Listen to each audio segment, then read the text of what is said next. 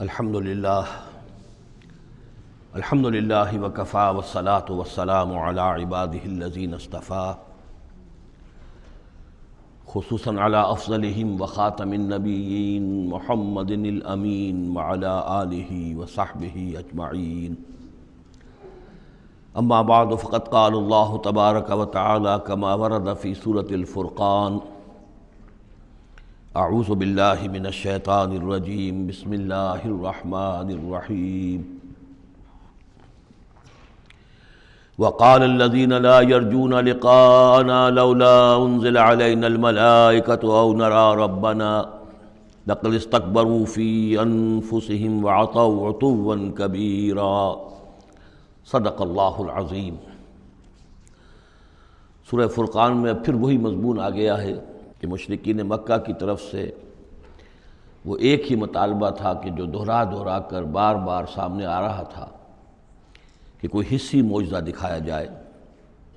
کوئی ایسی چیز جس سے کہ بالکل واشگاف ہو جائے، واقعتاً ہم پر عیاں ہو جائے کھل کر کہ واقعی آپ اللہ کے رسول ہیں۔ وقال الذین لا یرجون لقاءنا، اور کہا ان لوگوں نے یا کہتے ہیں وہ لوگ جو ہماری ملاقات کے امیدوار نہیں ہیں، اسی لیے ان میں سرکشی ہے، لاؤبالیانہ پن ہے۔ لولا انزل علینا الملائکہ، کیوں نہیں ہم پہ فرشتے اتر آتے؟ اگر اللہ کو بھیجنا ہی ہے کوئی پیغام ہمیں تو فرشتوں کے ذریعے سے بھیجے گا۔ او نرا ربنا، یا ہم اپنے رب کو خود دیکھیں، رب خود سامنے آئے۔ لقد استکبروا فی انفسہم، انہوں نے بہت تکبر کیا ہے اپنے آپ میں، اپنا جو مقام انہوں نے سمجھا ہے کہ فرشتے ان سے کلام کریں اور اللہ ان سے ہم کلام ہو، تو در حقیقت یہ ان کے تکبر کی بنیاد پر ہے۔ وعتوا عتوا کبیرا، انہوں نے سرکشی کی ہے بہت بڑی۔ یوم یرون الملائکۃ، جس دن کہ یہ دیکھیں گے فرشتوں کو، لا بشرا یومئذ للمجرمین، پھر اس دن مجرموں کے لیے کوئی بشارت نہیں ہوگی۔ یعنی کہ قیامت کا دن ہوگا، فرشتے آئیں گے، سب چیز عیاں ہوگی، اللہ تعالیٰ بھی نزول جلال فرمائیں گے، سارے غیب کے پردے اٹھ جائیں گے، تو پھر بشارت تو کوئی نہیں ہے مجرمین کے لیے، موقع کوئی نہیں، کوئی توبہ کا موقع نہیں۔ وَيَقُولُونَ حِجْرًا مَحْجُورًا، اور وہ کہیں گے کہ کوئی روک ہو، کسی طرح ہمیں بچایا جائے، کوئی روک ٹوک ہو جائے اس ساعت کو روکنے کے لیے۔ وَقَدِمْنَا إِلَىٰ مَا عَمِلُوا مِنْ عَمَلٍ، یہ تیسری مرتبہ وہ مضمون آ رہا ہے کہ بغیر حقیقی ایمان کے اگر نیکیاں دنیا میں کی جاتی ہیں اپنے ضمیر کو کچھ مطمئن کرنے کے لیے، اپنے دلوں کو دلاسا دینے کے لیے، تو ان کی کوئی حیثیت اللہ کے ہاں نہیں ہے۔ یہ سورہ ابراہیم میں بھی آ چکا ہے، اور پھر سورہ نور کے اندر ہم پڑھ چکے ہیں کہ سراب کی حیثیت رکھتی ہیں یہ نیکیاں ان کی، جیسے کہ پیاسا جو ہے وہ سمجھتا ہے کہ پانی ہے، یحسبہ الظمآن ماء حتی اذا جاءہ لم یجدہ شیئا ووجد اللہ عندہ ووفاہ حسابا، بس اللہ سریع الحساب۔ اور یہاں تیسری مرتبہ آ رہا ہے وَقَدِمْنَا إِلَىٰ مَا عَمِلُوا، ہم آگے بڑھیں گے ان کے اعمال کی طرف، ڈھیر لگے ہوں گے، ان کی نیکیاں ہیں، ان کی یہ خیرات ہے، یہ فاؤنڈیشن بنائی تھی، یہ یتیم خانہ کھولا تھا، یہ ہسپتال تھا، یہ تھا وہ تھا، یہ جو حاجی تھے ان کی خدمات تھیں۔ قدمنا الی ما عملوا، اور نقشہ ایسا کھینچا گیا ہے جیسے کہ کوئی آئے اور آگے آگے ٹھوکر مارے، جیسے کہ فٹ بال کو کک ماری جاتی ہے۔ وقدمنا الی ما عملوا من عمل، ان کے وہ بڑے بڑے عمل جس پر انہیں بڑا غرہ ہوگا، بہت سہارا ہوگا کہ ہم بہت کچھ لے کر جا رہے ہیں،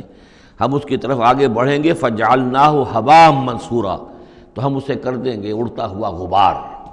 یعنی وہ جو نظر آ رہا تھا کافی کہ یہاں پہ بڑی نیکیوں کا انبار ہے، معلوم ہوگا غبار تھا اور کچھ نہیں۔ اسی کا وہاں نقشہ کھینچا گیا سورہ ابراہیم میں کہ جیسے ریت ہو، راکھ ہو، اور اس کے اوپر تیز آندھی آئے اور وہ ہوا ختم ہو جائے، کوئی اس کا وجود نہ رہے۔ یہ ہے حقیقت ان نیکیوں کی کہ جو حقیقی ایمان کے بغیر ہوتی ہیں۔ نیکی صرف وہی ہے کہ جو اصل ایمان باللہ اور ایمان بالآخرت کے ساتھ ہو، اللہ کی رضا جوئی اور آخرت کی جزا کے سوا کوئی شے مطلوب نہ رہے،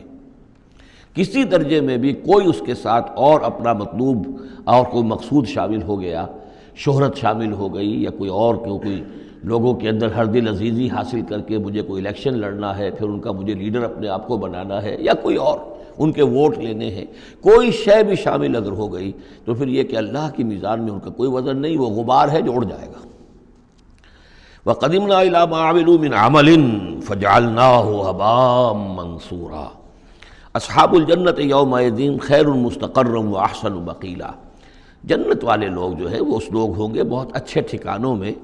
اور ان کا جو ہوگا دوپہر کے آرام کی جگہ بہت ہی عمدہ ہوگی، قیلولے کی جگہ۔ وَيَوْمَ تَشَقَّقُ السَّمَاءُ بِالْغَمَامِ، اور یہ ہے وہ قیامت کا نقشہ جس دن کے آسمان پھٹے گا اور کچھ بادلوں کی طرح کی کیفیت ہو جائے گی۔ وَنُزِّلَ الْمَلَائِكَةُ تَنزِيلًا، اور پھر فرشتوں کو اتارا جائے گا، فوج در فوج فرشتے نازل ہوں گے۔ الملک یومئذ الحق للرحمن، اس دن تو پھر بادشاہی اور اختیار گویا کہ بالکل علم نشرہ ہو جائے گا کہ صرف رحمان کے لیے ہے۔ آج تو کچھ پردے پڑے ہوئے ہیں، اس وقت بھی اختیار اسی کا ہے، لیکن کچھ پردے پڑے ہوئے ہیں، کچھ نظر آتا ہے کہ اس کے ہاتھ میں بھی اختیار ہے، اس کے پاس بھی طاقت ہے، لیکن اس روز معلوم ہوگا کہ الملک یومئذ الحق للرحمن وکان یوما علی الکافرین عسیرا، اور وہ دن کافروں پر بہت بھاری ہوگا۔ وَيَوْمَ يَعْضُ الظَّالِمُ عَلَىٰ يَدَيْهِ،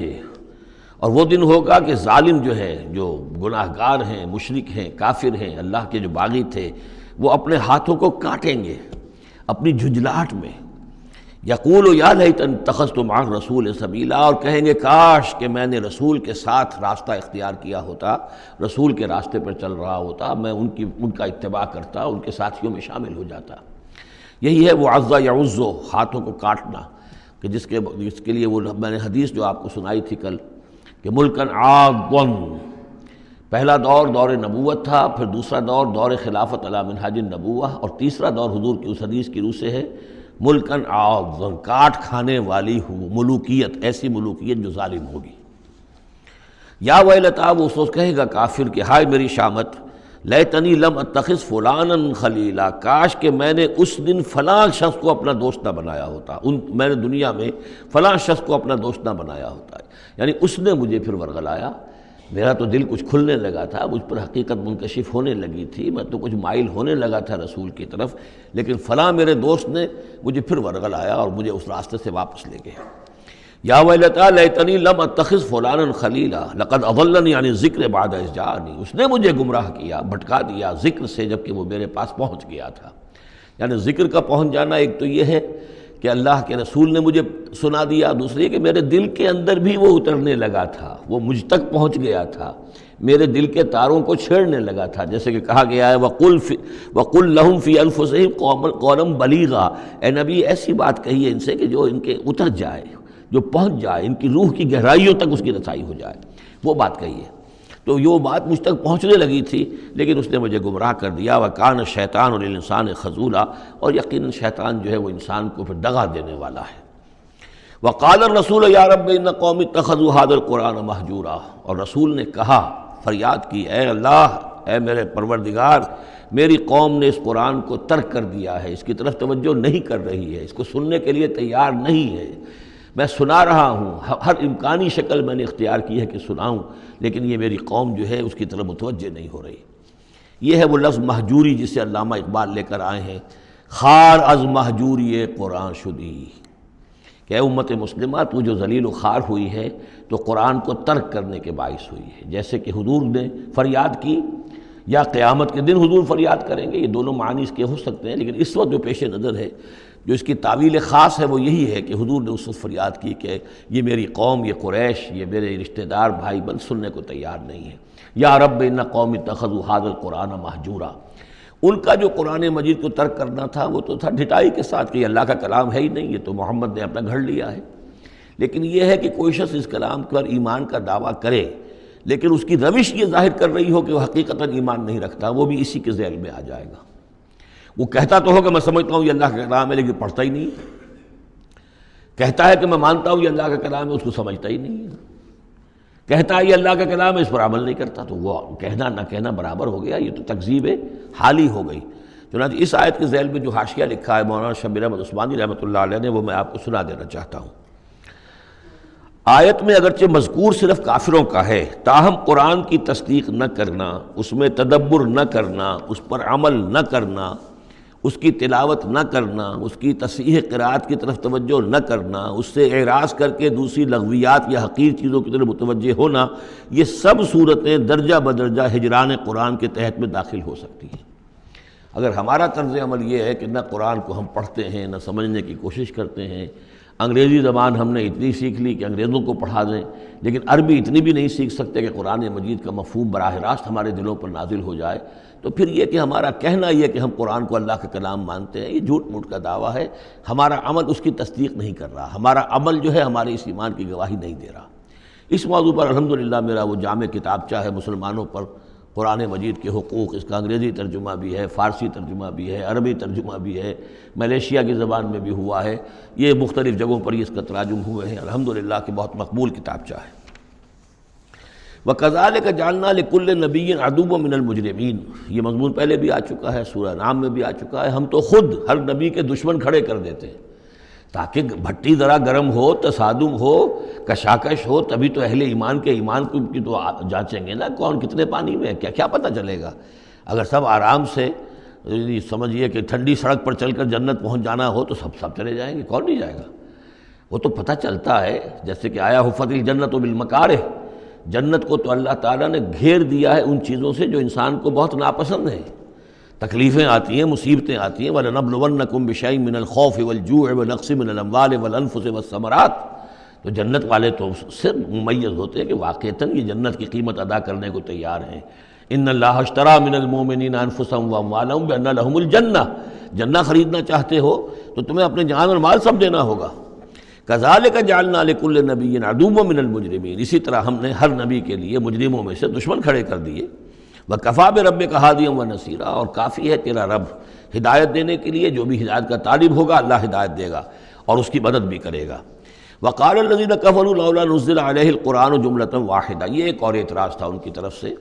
وہ لوگوں نے کہا یہ کہ کیوں نہیں اتر گیا ان پر قرآن پورا کا پورا ایک ہی مرتبہ، یعنی اس میں اصل میں جو امپلائڈ ہے ان کا اعتراض وہ یہ تھا کہ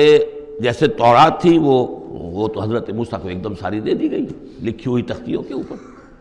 یہ جو حضور کہہ رہے ہیں صلی اللہ علیہ وسلم کہ مجھ پر یہ تھوڑا تھوڑا قرآن نازل ہو رہا ہے، تو اس میں مشابہت پیدا ہو گئی ظاہری طور پر کہ جیسے کوئی شاعر ہوتا ہے تو سارا دیوان ایک دن میں تو نہیں وہ لا سکتا، وہ تو تھوڑا تھوڑا ایک غزل کہے گا، قصیدہ کہے گا، پھر کچھ کوشش کرے گا، پھر کوئی اچھی کوئی اور نظم لائے گا، پھر وہ جمع ہو کر دیوان بنے گا۔ تو اس اعتبار سے ان کا یہ اعتراض تھا کہ کیوں نہیں قرآن پورا کا پورا ان پر نازل ہو جاتا۔ كَذَلِكَ لِنُثَبِّتَ بِهِ فُؤَادَكَ، یہ ہم نے اس لیے کیا ہے محمد صلی اللہ علیہ وسلم کہ اس کے ذریعے سے آپ کا جی، آپ کا دل اس پر ٹھک جائے۔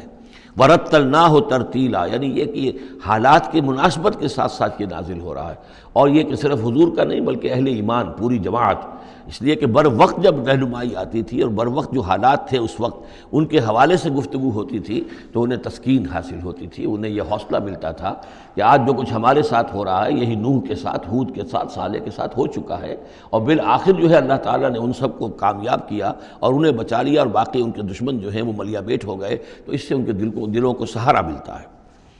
وَلَا يَأْتُونَكَ بِمَثَلٍ إِلَّا جِئْنَاكَ بِالْحَقِّ، اور یہ کوئی بھی اعتراض آپ پر نہیں کریں گے، کوئی بھی مسئلہ آپ کے سامنے پیش نہیں کریں گے مگر یہ کہ ہم اس کے جواب میں حق لے آئیں گے آپ کے پاس، ان کو پورا جواب مل جائے گا، وَأَحْسَنَ تَفْسِيرًا، اور بہترین تشریح ہم کھول کر دیں گے۔ الَّذِينَ يُحْشَرُونَ عَلَىٰ وُجُوهِهِمْ إِلَىٰ جَهَنَّمَ، وہ لوگ کہ جو اپنے منہ کے بل اوندھے منہ جمع کیے جائیں گے جہنم کی طرف، اولئک شر مکانا واضل سبیلا، یہ لوگ ہوں گے کہ جو بہت ہی برے ہوں گے اپنے مقام اور مرتبے کے اعتبار سے، اور بہت ہی بھٹکے ہوئے ہوں گے سوا سبیل سے، سیدھے راستے سے۔ وَلَقَدْ آتَيْنَا مُوسَى الْكِتَابَ وَجَعَلْنَا مَعَهُ أَخَاهُ هَارُونَ وَزِيرًا، اور ہم نے موسیٰ کی کتاب دی تھی اور اس کے ساتھ ہم نے اس کے بھائی ہارون کو اس کا وزیر بنا دیا تھا، اس کا کام میں تعاون کرنے والا، اس کی ذمہ داریوں میں اس کا ہاتھ بٹانے والا، اس کے بوجھ اٹھانے میں اس کی مدد کرنے والا۔ فَقُلْنَا اذْهَبَا إِلَى الْقَوْمِ الَّذِينَ كَذَّبُوا بِآيَاتِنَا، تو ہم نے کہا کہ تم دونوں جاؤ اس قوم کی طرف جنہوں نے ہماری آیات کو جھٹلایا ہے۔ فَدَمَّرْنَاهُمْ تَدْمِيرًا، تو پھر ہم نے ان کو ہلاک کر دیا، برباد کر دیا، اکھاڑ کر پھینک دیا، یعنی یہی جو معاملہ ہوا آل فرعون کا کہ وہ غرق کر دیے گئے۔ وَقَوْمَ نُوحٍ لَمَّا كَذَّبُوا الرُّسُلَ، اسی طریقے سے قوم نوح کو بھی جب کہ انہوں نے رسولوں کی تکذیب کی، اغرقناہم، انہیں بھی ہم نے غرق کر دیا، وجعلناہم للناس آیہ، اور انہیں ہم نے تمام نوع انسانی کے لیے ایک نشانی بنا دیا، وَأَعْتَدْنَا لِلظَّالِمِينَ عَذَابًا أَلِيمًا، اور ہم نے ظالموں کے لیے یہ دنیا کا جو عذاب استیصال تھا وہ تو نقد یہاں مل چکا ہے، اصل تو عذاب علیم آخرت کا ہے جو ان کے لیے تیار کر دیا گیا ہے۔ وعادن و سمود و اصحاب الرس و قرون بین ذالک، اور یہی معاملہ ہوا قوم عاد کا، قوم سمود کا اور کنویں والوں کا۔ اس کے بارے میں کوئی زیادہ صراحت کے ساتھ کوئی ایک رائے نہیں ہے کہ یہ بھی کوئی ایک قوم تھی جس کے پاس وہ رسول بھیجے گئے، ان کے رسول کا کیا نام تھا، وہ قوم کب اور کہاں تھی، اس کے بارے میں کوئی اتفاقی رائے نہیں ہے۔ وقرون، لیکن یہ کہ معلوم ہوتا ہے کہ انہوں نے اپنے رسول کو کسی کنویں کے اندر بند کر دیا تھا، تو وہ رس کہتے ہیں کنویں والے۔ وقرون بین ذالک، اور پھر یہ کہ ان کے مابین اور بہت سی بھی قومیں اور نسلیں اٹھیں۔ وکلا ضربنا لہ الامثال، اور ہم نے ان سب کے لیے اپنے اپنے وقت پر ہم نے دلیلیں دی، حقائق واضح کر دیے، تمثیلیں بیان کیں۔ وکلا تبرنا تتبیرا، لیکن بالآخر ان کے انکار کی پاداش میں ان سب کو ہم نے غارت کر دیا۔ وَلَقَدْ أَتَوْا عَلَى الْقَرْيَةِ الَّتِي أُمْطِرَتْ مَطَرَ السَّوْءِ، اور یہ لوگ آتے جاتے ہیں اس بستی پر کہ جس پر بڑی بری بارش ہوئی تھی، یعنی یہی سدوم اور عمورہ کی بستیاں۔ افلم یکونوا یرونہا، تو کیا یہ اس کو دیکھتے نہیں ہیں؟ یہ جب جاتے ہیں قافلہ لے کر اپنے اس کے قریب سے گزرتے ہیں، وہاں کے وہ کھنڈرات ہیں وہ ان کی نگاہوں کے سامنے آتے ہیں، تو کیا یہ اس کو دیکھتے نہیں ہیں؟ بل کانوا لا یرجون نشورا، لیکن یہ کہ ان کو جی اٹھنے کی اور بعد سے بعد الموت کی امید نہیں ہے، چونکہ وہ خیال نہیں ہے، لہذا ان آیات کو، ان حقائق کو یہ دیکھتے ہیں، گزر جاتے ہیں اندھوں کی طریقے سے، اس سے سبق نہیں سیکھتے۔ وَإِذَا رَأَوْكَ إِن يَتَّخِذُونَكَ إِلَّا هُزُوًا، اور اے نبی جب یہ آپ کو دیکھتے ہیں تو بس یہ پھر آپ کا مذاق اڑانا شروع کر دیتے ہیں۔ یہ بھی ایک طریقہ ہوتا ہے، آپ سیریس ہو ہی نہ، سیریس ہوں گے تو کسی کی بات سن کر کچھ سمجھنا پڑے گا، غور کرنا پڑے گا، جواب دینا ہوگا، اس کو چٹکیوں میں اڑائیے، ہنسی مذاق میں اڑا دیجیے۔ وَإِذَا رَأَوْكَ إِن يَتَّخِذُونَكَ إِلَّا هُزُوًا، اور جب یہ آپ کو دیکھتے ہیں تو یہ بس یہی روش اختیار کرتے ہیں آپ کے ساتھ کہ آپ کا مذاق اڑاتے ہیں۔ اَهَٰذَا الَّذِي بَعَثَ اللَّهُ رَسُولًا، یہ ہے وہ جنہیں اللہ نے بھیجا رسول بنا کر، یعنی بڑے بظاہر جو استحقار کا انداز ہو، اچھا یہ ہے وہ جو سمجھتے ہیں کہ ان کو رسول بنایا گیا، اللہ نے رسول بنا کر بھیجا ہے۔ اَهَٰذَا الَّذِي بَعَثَ اللَّهُ رَسُولًا إِن كَادَ لَيُضِلُّنَا عَنْ آلِهَتِنَا، واقعتاً یہ شخص جو ہے یہ تو تل گیا تھا، قریب ہو گیا تھا کہ ہمیں اپنے معبودوں سے ورغلا دے۔ لولا ان صبرنا علیہا، اگر ہم اپنے معبودوں پر ثابت قدم نہ رہتے، صابر نہ رہتے، جمع نہ رہتے،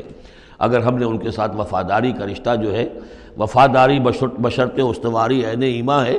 اگر ہم نے اس وفاداری کا رشتہ اپنے معبودوں کے ساتھ استوار نہ کیا ہوتا تو اس شخص نے تو واقعی ہمیں برگشتہ کر دیا تھا۔ وَسَوْفَ يَعْلَمُونَ حِينَ يَرَوْنَ الْعَذَابَ مَنْ أَضَلُّ سَبِيلًا، ان قریب وہ جان لیں گے جب وہ عذاب کو دیکھیں گے کون تھا بھٹکا ہوا راستے سے، آیا محمد اور ان کے ساتھی صلی اللہ علیہ وسلم ورضی اللہ تعالیٰ عنہم اجمعین، یا یہ کہ تم لوگ۔ ارأیت من اتخذ الہہ ہواہ، یہ مضمون قرآن میں پھر آگے بھی آئے گا، لیکن اب نوٹ کر لیجئے اس کو، شرک کی یہ ایک اہم قسم ہے۔ بڑے بڑے موحدین جو ہیں وہ اپنی جگہ سمجھتے ہوں، بڑے جغادری موحد اپنے آپ کو، وہ بھی ذرا غور کریں کہ شرک ایک یہ بھی ہے، شرک صرف قبر پرستی نہیں ہے، صرف یا رسول اللہ کہنا یا علی کہنا وہ بھی شرک ہے، لیکن صرف یہی شرک نہیں ہے، شرک یہ بھی ہے۔ ارأیت من اتخذ الہہ ہواہ، کیا تم نے دیکھا اس شخص کو جس نے اپنی خواہش نفس کو اپنا خدا بنا لیا ہے؟ نفس کہتا ہے مجھے یہ چاہیے، آپ کا دماغ بتا دیتا ہے دیکھو یہ حرام ہے، لیکن آپ نفس کا حکم مانگتے ہیں، اللہ کے حکم کو پیچھے ڈال دیتے ہیں۔ کون معبود ہوا آپ کا؟ اللہ معبود ہے یا نفس معبود ہے؟ نفس چاہیے مجھے تو دولت چاہیے، میں نہیں جانتا حلال سے حرام سے، کیا یہ حلال حرام لگا رکھی، یہ مولویوں کے ڈھکوسلے، ٹھیک ہے ہوگا کوئی سود وغیرہ کوئی کبھی ہوتا ہوگا، آج تو چل ہی نہیں سکتا کاروبار سود کے بغیر۔ نفس کہتا ہے مجھے تو کرنا ہے، آپ نے اللہ کے حکم کو پیچھے ڈالا، نفس کا حکم مانا۔ کون معبود ہوا آپ کا؟ معبود تو وہی ہے جو مطاع ہو۔ آپ نے دیکھا کہ انہوں نے کہا تھا فرعون نے،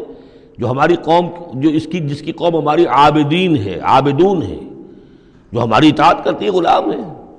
عبد وہ ہوتا ہے جو آقا کا حکم مانتا ہے، غلامی کرتا ہے، حکم مانتا ہے، فرما برداری کرتا ہے۔ تو تم نے نفس کی فرما برداری کی تو تمہارا نفس جو ہے وہ تمہارا معبود ہے۔ چاہے تم چلے کاٹتے رہو، لا الہ الا اللہ کے جو ہے وظیفے کرتے رہو لمبی لمبی، لیکن اگر نفس پرستی کر رہے ہو، اگر نفس کی خواہشات پر عمل کرتے ہو اور اس میں حرام کو بھی تم اختیار کر لیتے ہو جس کو اللہ نے حرام کیا ہے، تو نفس تمہارا معبود ہے۔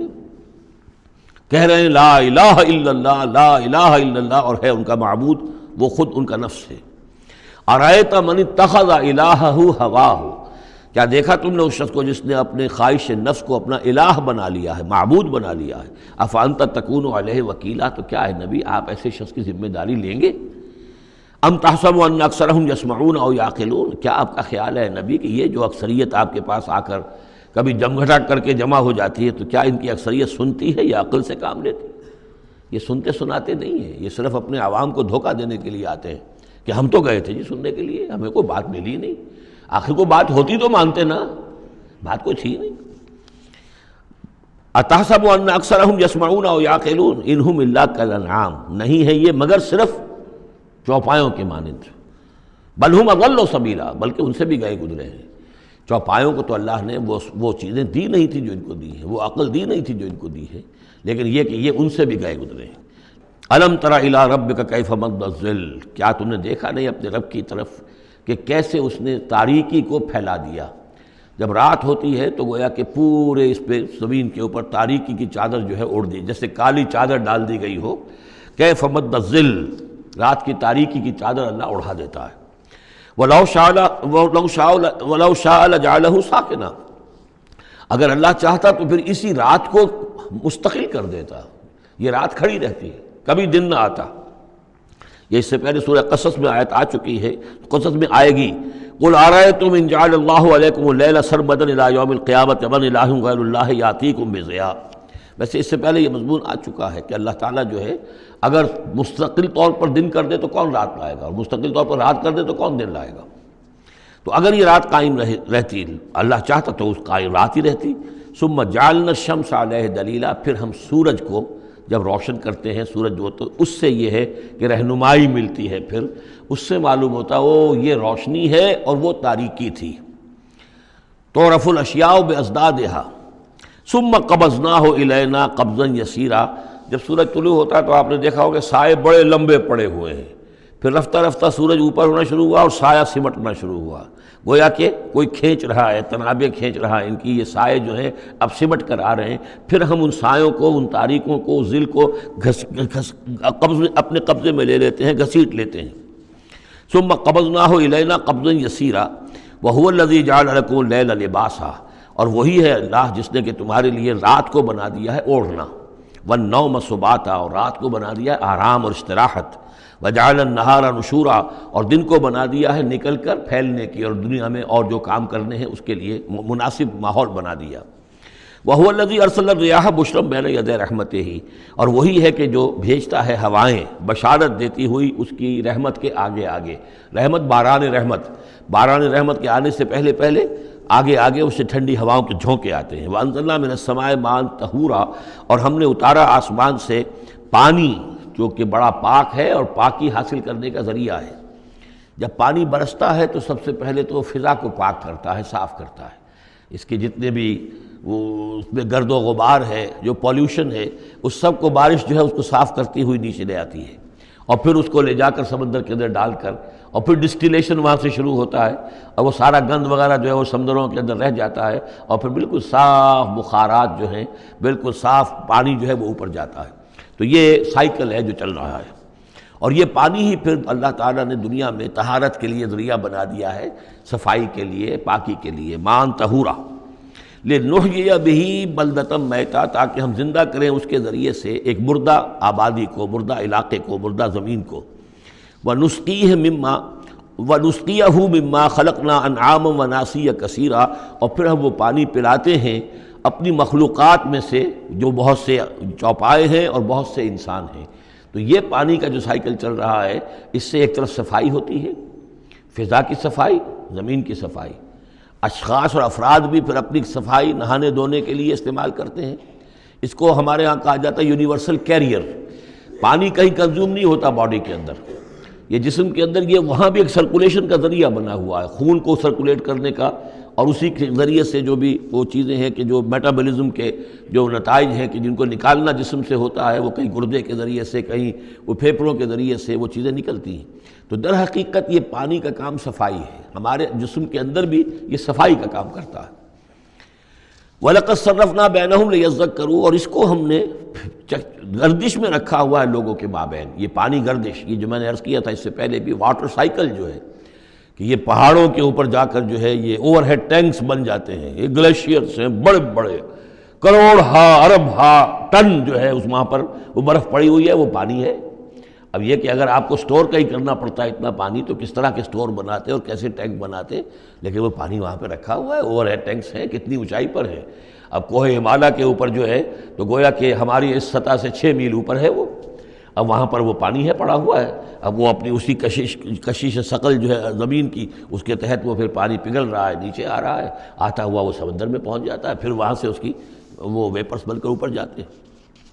صرفنا بینہم، ہم نے اسے گردش میں رکھا ہوا ہے لوگوں کے مابین، لیذکروا، تاکہ وہ اس سے نصیحت اخذ کریں۔ فابا اکثر الناس الا کفورا، لیکن اکثر لوگ انکاری ہیں، وہ تو سوائے کفران نعمت کے کوئی اور روش اختیار کرنے کو تیار ہی نہیں ہے۔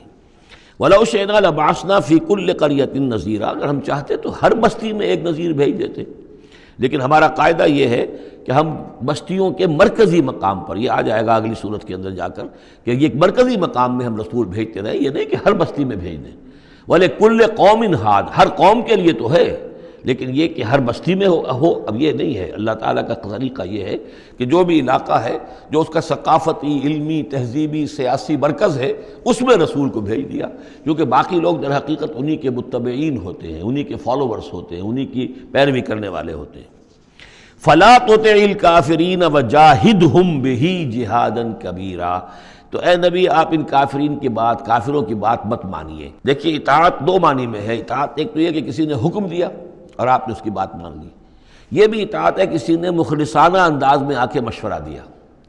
دیکھو محمد اتنی سختی نہ کرو،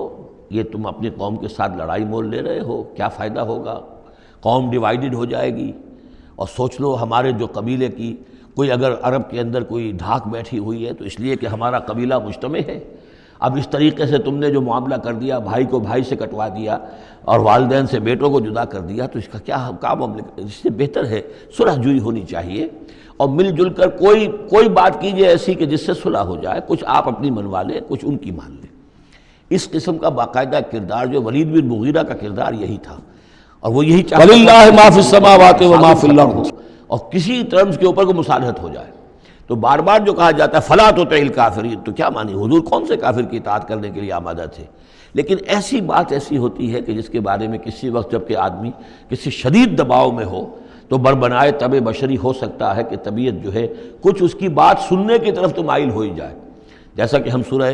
بنی اسرائیل میں پڑھ چکے ہیں، وَإِن كَادُوا لَيَفْتِنُونَكَ عَنِ الَّذِي أَوْحَيْنَا إِلَيْكَ لِتَفْتَرِيَ عَلَيْنَا غَيْرَهُ وَإِذًا لَّاتَّخَذُوكَ خَلِيلًا، یہ لوگ تو تلے ہوئے ہیں کہ آپ کو بچلا دیں اس چیز سے کہ جو ہم نے آپ پر وحی کی ہے، کہ آپ کچھ اور گھڑ کر ہماری طرف منسوب کر دیں، پھر یہ آپ کو دوست بنا لیں گے، جھگڑا ختم، لڑائی ختم ہو جائے گی۔ لڑائی تو ان کو ہماری آیات سے ہے، ہمارے قرآن سے ہے، ذاتی آپ کے ساتھ تو کوئی جھگڑا نہیں ہے۔ لیکن یہ کہ فرمایا وَلَوْلَا أَن ثَبَّتْنَاكَ لَقَدْ كِدتَّ تَرْكَنُ إِلَيْهِمْ شَيْئًا قَلِيلًا، اور اگر ہم نے ہی آپ کو جمائے نہ رکھا ہوتا تو اے محمد صلی اللہ علیہ وسلم عین ممکن تھا کہ آپ کچھ نہ کچھ ان کی طرف جھک ہی جاتے۔ تو یہ جو دباؤ تھا شدید، اس کا اندازہ کیجئے اس سے، تو فرمایا جا رہا فَلَا تُطِعِ الْكَافِرِينَ، آپ ان کی باتیں بھی مت سنیں، اس قسم کی کسی بات کے لیے آپ جس کو کہتے ہیں ٹو لینڈ این ایئر، کہ آپ اپنا کان اس کو دیں کہ وہ آپ کے کان میں آ کر یہ بات کر دیں، یہ بھی نہ کریں، آپ اس کی بھی آپ اس کا موقع نہ دیں۔ وَجَاهِدْهُمْ بِهِ جِهَادًا كَبِيرًا، اور آپ ان کے ساتھ اس قرآن کے ساتھ جہاد کیجئے، یہ قرآن تلوار ہے، اس کے ساتھ جہاد کیجئے اور بڑا جہاد کیجئے۔ یعنی مکے میں جو جہاد ہو رہا تھا 12 برس تک جو ہوا ہے، وہ تلوار والا جہاد نہیں تھا، وہ قتال نہیں تھا، وہ جہاد بالقرآن تھا۔ یہ بہت اہم موضوع ہے جس پہ میری تقریر موجود ہے، کتابچہ موجود ہے، بلکہ 2 ہیں، جہاد بالقرآن اور پھر جہاد بالقرآن کے 5 محاذ۔ آج بھی ہمارے ہاں جو بھی قومی مسائل ہیں، ملکی مسائل ہیں، ہمارے اس وقت اجتماعی مسائل ہیں، واقعہ یہ ہے کہ ان کے لیے 5 محاذ ہیں جن پر کہ قرآن مجید کی شمشیر ہاتھ میں لے کر جہاد کرنے کی ضرورت ہے۔ اب اس وقت ظاہر بات ہے کہ اس کا موقع نہیں ہے، لیکن یہ کہ اس اعتبار سے کہ ایک انقلابی جد و جہد، اللہ کے دین کو قائم کرنے کی جد و جہد میں دعوت قرآن کے ذریعے سے، تربیت قرآن کے ذریعے سے، تزکیہ قرآن کے ذریعے سے، یہ ساری چیزیں ہم پڑھتے چلے آ رہے ہیں۔ تبشیر قرآن کے ذریعے، انذار قرآن کے ذریعے، تذکیر قرآن کے ذریعے، اور جو سینوں کے اندر کے جو روگ ہیں ان کا علاج قرآن سے، شفاء لما فی الصدور، نصیحت قرآن سے، یہ سارا قرآن سے۔ تو اس حوالے سے جاہدہم بہ جہادا کبیرا وَهُوَ الَّذِي مَرَجَ الْبَحْرَيْنِ، اور وہی ہے اللہ جس نے کہ دو دریا چلا دیے، دو روئیں چلا دی. هَذَا عَذْبٌ فُرَاتٌ، یہ ہے بہت ہی عمدہ خوش ذائقہ اور خوشگوار اور میٹھا پانی. وَهَذَا مِلْحٌ أُجَاجٌ، اور دوسری رو چل رہی ہے کہ جو کڑوی اور نمکین پانی کی ہے. وَجَعَلْنَا بَيْنَهُمَا بَرْزَخًا وَحِجْرًا مَحْجُورًا، اور ان کے مابین ہم نے ایک پردہ لگا رکھا ہے، نظر نہیں آتا، اور ایک آڑ ہے، اوٹ ہے کہ وہ آپس میں ملتے نہیں ہیں. اللہ تعالیٰ کی یہ یعنی صنائی ہے، اللہ کی قدرت ہے. وَهُوَ الَّذِي خَلَقَ مِنَ الْمَاءِ بَشَرًا، اور وہی ہے جس نے پانی سے بنایا انسان. فَجَعَلَهُ نَسَبًا وَسِحْرًا، اب یہاں پانی سے مراد منی بھی ہو سکتی ہے کہ جس سے ظاہر بات ہے کہ جو انسان کی تخلیق کا معاملہ ہوتا ہے، جو مشاہدے میں ہے لوگوں کے، وہ تو یہی ہے کہ گندے پانی سے تخلیق کا آغاز ہوتا ہے. فَجَعَلَهُ نَسَبًا وَسِحْرًا، اور پھر اس کے لیے ایک تو یہ کہ اس کے آباء و اجداد ہیں، نسب ہے اس کی، اور ایک سحرن سسرالی رشتے بیوی کے حوالے سے بھی. اب ظاہر بات ہے کہ جو ساس اور سسر ہیں وہ بھی ایک طرح کے والد اور والدہ ہی ہیں. یہ بھی گویا کہ اللہ تعالیٰ نے ان کو وہی رتبہ عطا کیا ہے، اور اس طریقے سے رشتے جڑتے چلے جاتے ہیں. ورنہ تو یہ ہوتا کہ ایک ہی خاندان کے رشتے جو ہیں وہ چلے جا رہے ہیں اور آئسولیٹڈ ہو رہے تھے خاندان. لیکن یہ کہ جب یہ رشتے ہوتے ہیں شادی بیاہ سے تو وہ خاندانوں کے مابین ناطے بن جاتے ہیں، رشتے ہیں اور ناطے ہیں، اور اس طریقے سے تانا بانا جو ہے اس میں نوع انسانی کو اللہ تعالیٰ نے بن رکھا ہے. فَجَعَلَهُ نَسَبًا وَسِحْرًا وَكَانَ رَبُّكَ قَدِيرًا، اور آپ کا رب جو ہے وہ سب قدرت رکھنے والا ہے. وَيَعْبُدُونَ مِن دُونِ اللَّهِ مَا لَا يَنفَعُهُمْ وَلَا يَضُرُّهُمْ، اور وہ بندگی کرتے ہیں، پرستش کرتے ہیں اللہ کے سوا ان کی جو نہ انہیں کوئی نفع پہنچا سکتے ہیں اور نہ نقصان. وَكَانَ الْكَافِرُ عَلَىٰ رَبِّهِ ظَهِيرًا، اور یہ کافر لوگ جو ہیں یہ اپنے رب کی طرف پیٹھ کیے ہوئے ہیں، انہوں نے ادھر تو پیٹھ کی ہوئی ہے، ادھر توجہ کرنی ہی نہیں. وَمَا أَرْسَلْنَاكَ إِلَّا مُبَشِّرًا وَنَذِيرًا، اور نہیں بھیجا ہم نے آپ کو مگر مبشر اور نذیر بنا کر. جو بھی حق کا راستہ اختیار کریں ان کو بشارت دیجئے. روح و ریحان و جنت النعیم، اللہ کی مغفرت اور رحمت کی بشارت. اور جو لوگ اس کو رد کر دیں، انکار کر دیں، ان کو خبردار کر دیجئے کہ پھر جہنم تمہارے لیے تیار ہے. قُلْ مَا أَسْأَلُكُمْ عَلَيْهِ مِنْ أَجْرٍ إِلَّا مَنْ شَاءَ أَنْ يَتَّخِذَ إِلَىٰ رَبِّهِ سَبِيلًا، ان سے کہہ دیجئے کہ میں نے تم سے آج تک کوئی اجرت نہیں مانگی.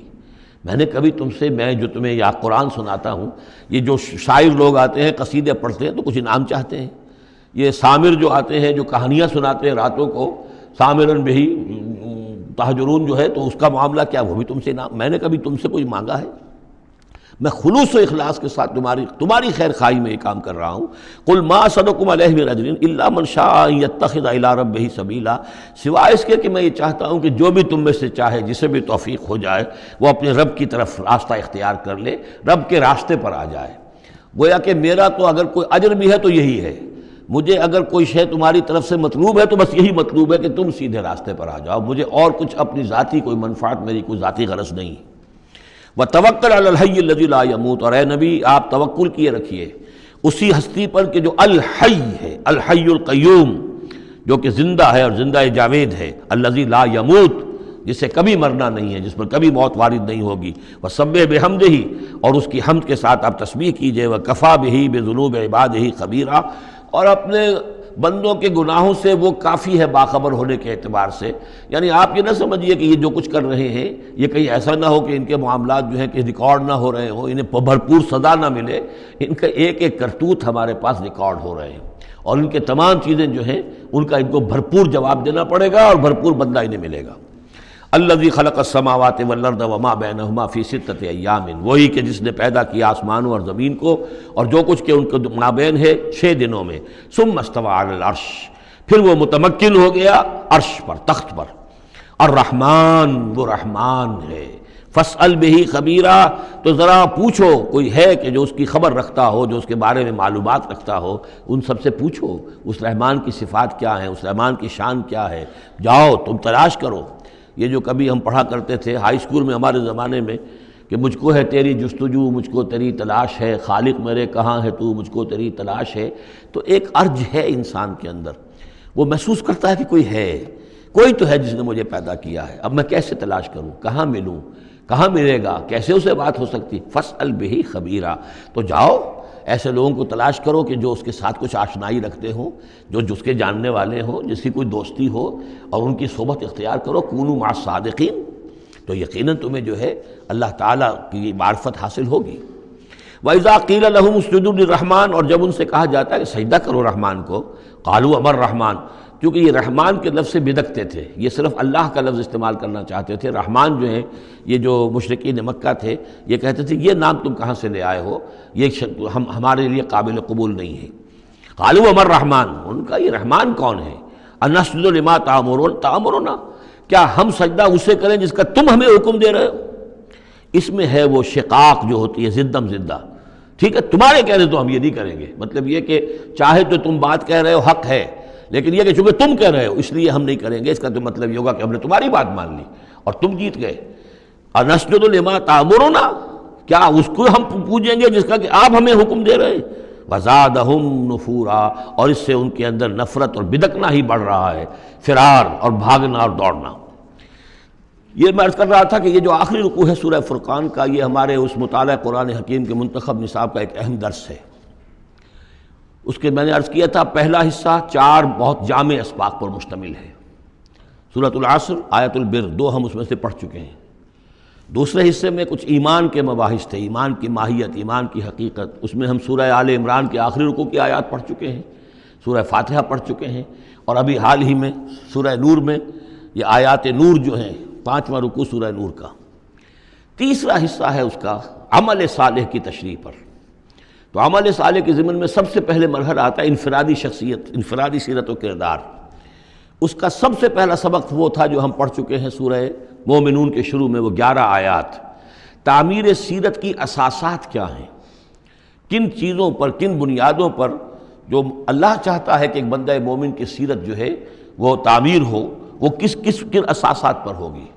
تو قد افلح المؤمنون الذین هم فی صلاتهم خاشعون والذین هم عن اللغو معرضون والذین هم للزکاة فاعلون والذین هم لفروجهم حافظون الا علی ازواجهم او ما ملکت ایمانهم فانهم غیر ملومین فمن ابتغى وراء ذلك فاولئک هم العادون والذین هم لاماناتهم وعهدهم راعون والذین هم علی صلواتهم یحافظون اولئک هم الوارثون الذین یرثون الفردوس هم فیها خالدون۔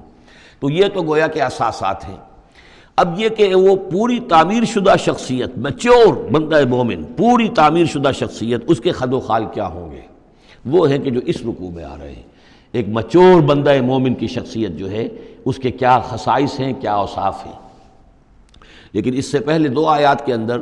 ایمان کے ضمن میں جو قرآن مجید کا جو فطری طرز استدلال ہے اس کا خلاصہ آ گیا ہے۔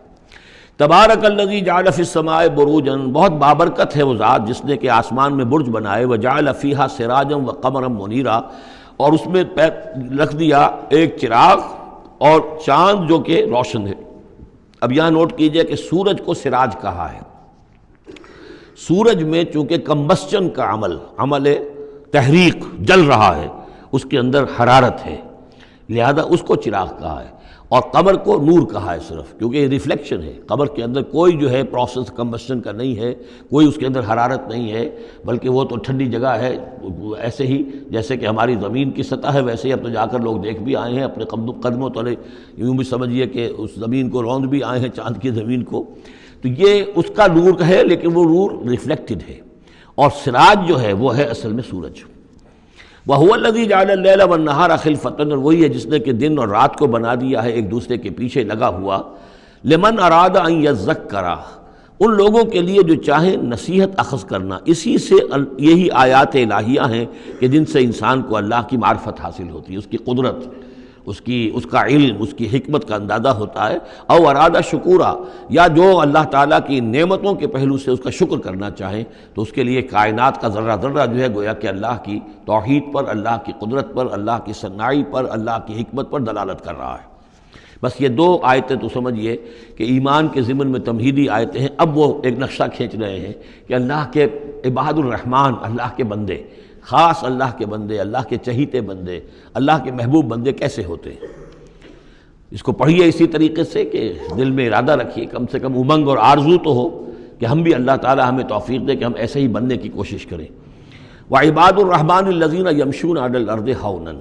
اللہ کے بندے وہ ہیں جو زمین پر چلتے ہیں تو آہستگی اور نرمی کے ساتھ، قدم مار کر نہیں چلتے، اکڑ کر نہیں چلتے، بلکہ یہ کہ معلوم ہوتا ہے فروتنی کے ساتھ چل رہے ہیں، اور یہ اپنے آپ کو آقا نہیں سمجھتے، مالک نہیں سمجھتے، بلکہ غلام سمجھتے ہیں۔ اللہ کے غلام ہیں، عباد الرحمن ہیں، اللہ کے بندے ہیں، تو غلاموں کی طرح چلتے ہیں، وہ اکڑ کر نہیں چلتے۔ وَإِذَا خَاطَبَهُمُ الْجَاهِلُونَ قَالُوا سَلَامًا، ایک ان کا وصف یہ ہے کہ جب جاہل لوگ، اجڑ لوگ، مشتعل مزاج لوگ خام خواہ ان سے الجھنا چاہیں، بحث و مباحثے میں انہیں جو ہے وہ خام خواہ الجھانا چاہیں، تو وہ کہتے ہیں سلام، وہ الجھتے نہیں ہیں، بحث و تمہیز کے اندر نہیں۔ جب وہ دیکھتے ہیں کہ ایک شخص بحث پر اتر آیا ہے، وہ اب بات سمجھنا نہیں چاہتا، اس کے اوپر ضد جو ہے وہ مسلط ہو چکی ہے، تو اب خام خواہ اس کے ساتھ وہ الجھے رہنا، جس کو ہم کہتے ہیں ہمارے ہاں وہ پنجاب میں یہ سینگ پھنسا کر آدمی جو ہے وہ اپنا وقت ضائع کرے، اس کا بھی وقت ضائع کرے، کوئی فائدہ نہیں۔ میچور آدمی یہ کہ دیکھے اگر تو واقعی یہ بات سمجھنا چاہ رہا ہے تو سمجھائے، نہیں سمجھنا چاہتا، اس کی اصل میں نیت ہی نہیں ہے، تو پھر خام خواہ اس کے ساتھ الجھنے کا فائدہ نہیں۔ والذین یبیتون لربہم سجدا وقیاما، اور وہ لوگ کہ جو راتیں بسر کرتے ہیں اپنے رب کے لیے سجدے اور قیام میں۔ یہاں وہ بات بہت واضح ہو گئی، جہاں تک 5 فرض نمازیں ہیں وہ تو فرض ہیں، وہ تو تعمیر سیرت کی بنیادیں ہیں، ان کی تو مداومت کرنی ہے۔ والذین یحافظون والذین هم علی صلواتہم یحافظون، لیکن یہ لوگ جو ہیں جن کے دل آشنا ہو گئے ہوں اللہ سے، اگر یہ اللہ کے ساتھ دوستی ہو چکی ہو، تو پھر یہ کہ رات کا وقت ہوتا ہے کہ جس میں وہ پھر بندہ اٹھتا ہے، کوئی دیکھ نہیں رہا ہے، لوگ سوئے ہوئے ہیں، کوئی ڈسٹربنس نہیں ہے۔ خیر ہماری تو آج کل شہری زندگی میں راتوں میں بھی ڈسٹربنس رہتی ہے، لیکن یہ کہ عام طور پر بہرحال دن کے مقابلے میں تو ایک سکون کی کیفیت ہوتی ہے، اس وقت اپنے رب سے راز و نیاز کی باتیں، کبھی اس کے سامنے کھڑے ہیں، کبھی سر بسجود ہیں۔ والذین یبیتون لربہم سجدا وقیاما والذین یقولون، اور وہ کہتے رہتے ہیں سب کے باوجود، ربنا اصرف عنا عذاب جہنم، اے رب ہمارے عذاب جہنم کو ہم سے پھیر دے، دور کر دے۔ یہ سورہ نور میں بھی ہم نے پڑھا تھا کہ وہ ساری شخصیت جو ہے بیان کرنے کے بعد وہ اس کے بعد بھی لرزاں و ترساں رہتے ہیں۔ یوما تتقلب فیہ القلوب والابصار، ڈرتے رہتے ہیں اس دن کے خیال سے کہ جس میں نگاہیں اور دل الٹ دیے جائیں گے قیامت کے دن سے۔ ان عذابہا کان غراما، یقیناً اس کا عذاب جو ہے وہ چمٹ جانے والی شے ہے۔ انہا ساعت مستقر و مقامہ، پروردگار وہ جگہ جہنم جو ہے یقیناً بہت بری جگہ ہے، مستقل قیام کے لیے بھی اور تھوڑی دیر کے لیے بھی۔ جو میں نے عرض کیا تھا کہ دنیا میں بری سے بری جگہ بھی جو ہے اس میں بھی آپ تھوڑی دیر کے لیے جائیں گے تو ریکریشن ہو جائے گی چینج کی وجہ سے، اور اچھی سے اچھی جگہ جو ہے اس میں بھی مستقل رہنا پڑے تو پھر اس کے اندر کوئی حسن اور کوئی جو ہے دلچسپی باقی نہیں رہے گی۔ تو اس کے بجائے جو جنت کا اور جنت کا تصور دیا جا رہا ہے، جنت اتنی اچھی جگہ ہے کہ مستقل طور پر رہنے کے باوجود اس کی دلچسپیوں میں، اس کی رعنائیوں میں کوئی کمی نہیں ہوگی، اور جہنم اتنی بری جگہ ہے کہ ایک لحظے کے لیے بھی کسی کا قدم وہاں گیا تو وہ اپنی پوری جو ہے سختی اس کے اوپر ظاہر کر دے گی۔ والذین اذا انفقوا لم یسرفوا ولم یقتروا وکان بین ذلک قواما، اور وہ لوگ کہ جو خرچ کرتے ہیں تو نہ تو وہ اسراف کرتے ہیں اور نہ ہی بخل سے کام لیتے ہیں، بلکہ اس کے بین بین اعتدال جو ہے واقعہ یہ ہے کہ دنیا کا مشکل ترین کام ہے، توازن اور اعتدال۔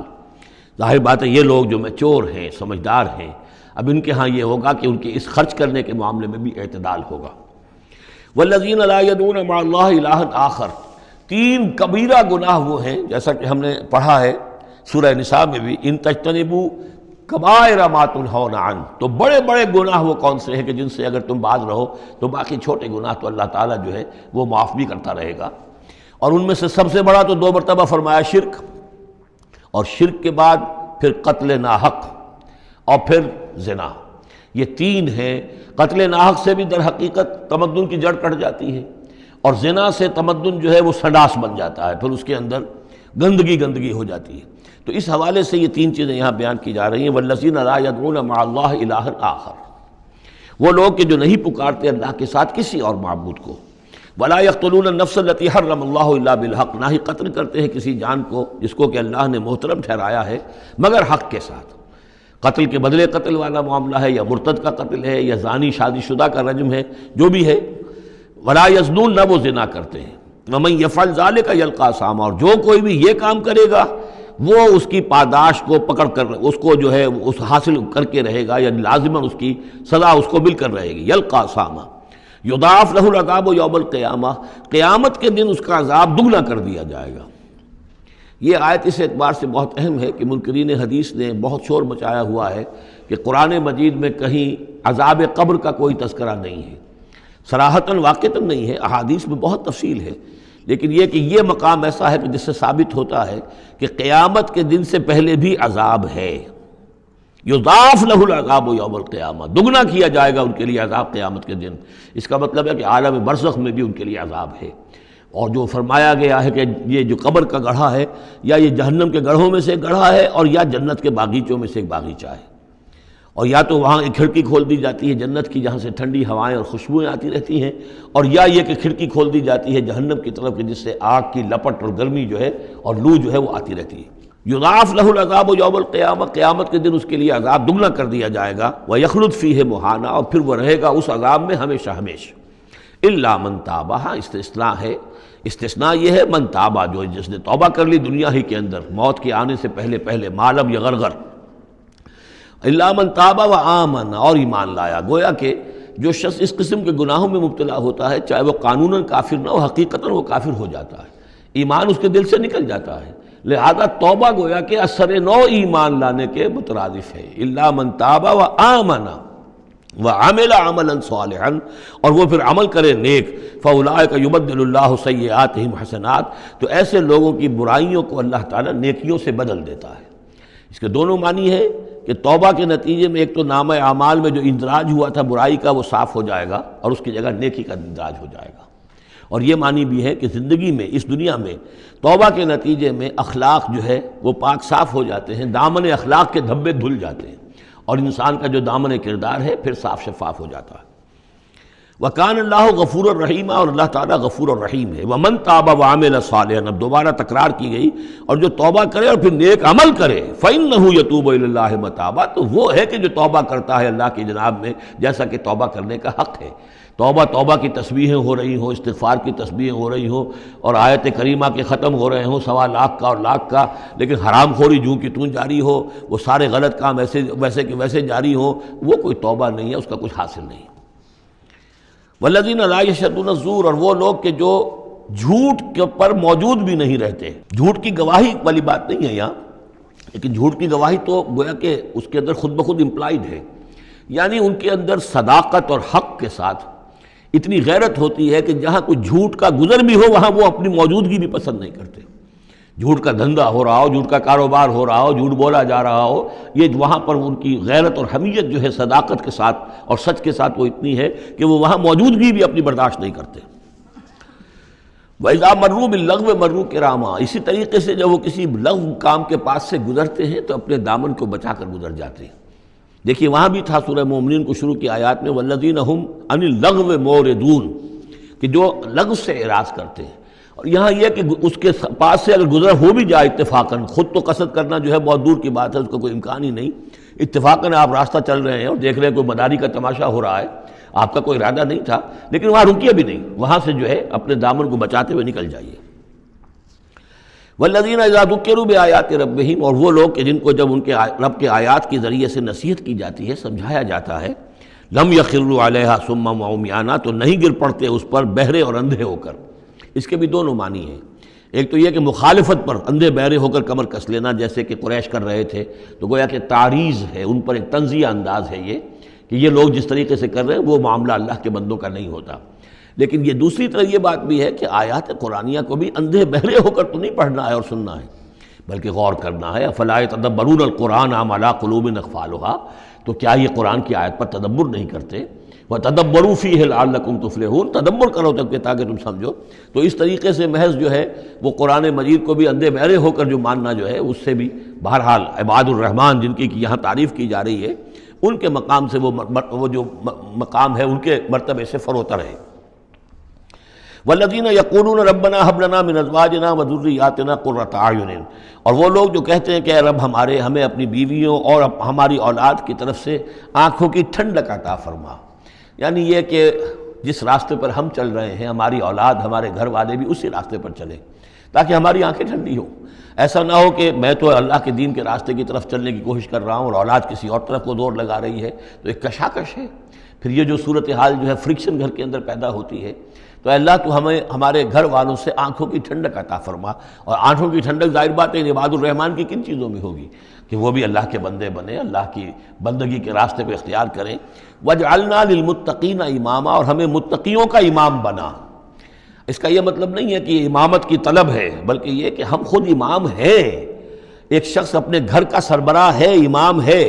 تو اے اللہ جن کے ہم امام ہیں انہیں متقی بنا دے، اس لیے کہ ظاہر بات ہے کہ میدان حشر میں جب ہم چلیں گے تو ایک شخص کے پیچھے اس کی اولاد چلی آ رہی ہے اور معلوم ہو کہ وہ تو جہنمی ہیں جو چلے آ رہے ہیں، یہ خود تو بہرحال ایک نیک آدمی تھا، نہیں، ہمارے پیچھے جو ہماری نسلیں آئیں اے اللہ انہیں بھی متقی بنا، جن کے ہم امام ہیں، جو ہمارے پیچھے ہیں، جن کے کہ ہم دنیا میں جیسے کہ فرمایا ہے ایک حدیث میں بھی آتا ہے کلکم راعٍ و کلکم مسئول عن رعیتہ،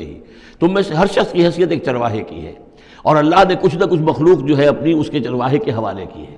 تمہاری اولاد ہے، تمہاری بیوی ہے، یہ گھر کنبہ ہے، یہ تمہارا جو ہے یہ گویا کہ تمہارے متبعین ہیں، تمہارے فالوورز ہیں، تو اللہ ہمارے فالوورز کو متقی بنا دے اور ہماری جو امامت ہے وہ متقیوں کی امامت ہو۔ اولئک یجزون الغرفۃ بما صبروا، یہ وہ لوگ ہیں کہ جن کو بالا خانے ملیں گے ان کے صبر کی جزا میں، انہوں نے صبر کیا۔ ظاہر بات ہے کہ اللہ دنیا میں بے شمار مواقع آتے ہیں حرام خوری کے، ایک بندہ مومن بچتا ہے، بہت سے مواقع پر اللہ تعالیٰ موقع دے کر آزما لیتا ہے کہ ذرا سی بھی اس کے اندر کمی ہو تو پھر یہ نکل جائے کسی غلط راستے کی طرف، انسان جو ہے صبر کرتا ہے، جذبات کو روکتا ہے، اپنی خواہشات کو روکتا ہے، شہوات کو تھامتا ہے، ان تمام چیزوں کو سنبھال کر یہ سب گویا کہ پوری زندگی صبر ہے۔ تو بما صبروا اولئک یجزون الغرفۃ بما صبروا، یہ وہ لوگ ہوں گے کہ جنہیں بدلے میں ملیں گے بالا خانے جنت کے ان کے صبر کے عوض، وَيُلَقَّوْنَ فِيهَا، ان کا استقبال کیا جائے گا وہاں جنت میں، ان بالا خانوں میں، تحیۃ وسلاما، سلام کے ساتھ اور دعاؤں کے ساتھ، خالدین فیہا، وہ رہیں گے اس میں ہمیشہ ہمیش، حسنت مستقرا و مقاما، بہت ہی عمدہ ہے وہ جگہ، مستقر کے طور پر بھی، مستقل قیام گاہ کے طور پر بھی، اور مقامہ تھوڑی دیر کے لیے بھی۔ تو یہ گویا کنٹراسٹ ہے، جہنم کو فرمایا ساعت مستقرا و مقاما، اور جنت حسنت مستقرا و مقاما۔ قل ما یعبأ بکم ربی، اے نبی ان سے کہہ دیجئے میرے رب کو تمہاری کوئی پرواہ نہیں ہے، یہ نہ سمجھو کہ میں تمہارے پیچھے اپنے آپ کو ہلکان کر رہا ہوں، تو میرے رب کو کوئی تمہاری ضرورت ہے، میری یا میرے رب کی کوئی ضرورت اٹکی ہوئی ہے تمہارے بغیر، وہ بات پوری نہیں ہوگی، یہ چھپر تم ہی اٹھاؤ گے تو اٹھے گا ورنہ اٹھ نہیں سکتا، یہ نہ سمجھو۔ قل ما یعبأ بکم ربی لولا دعاؤکم، اگر نہ ہوتا تمہیں پکارنا،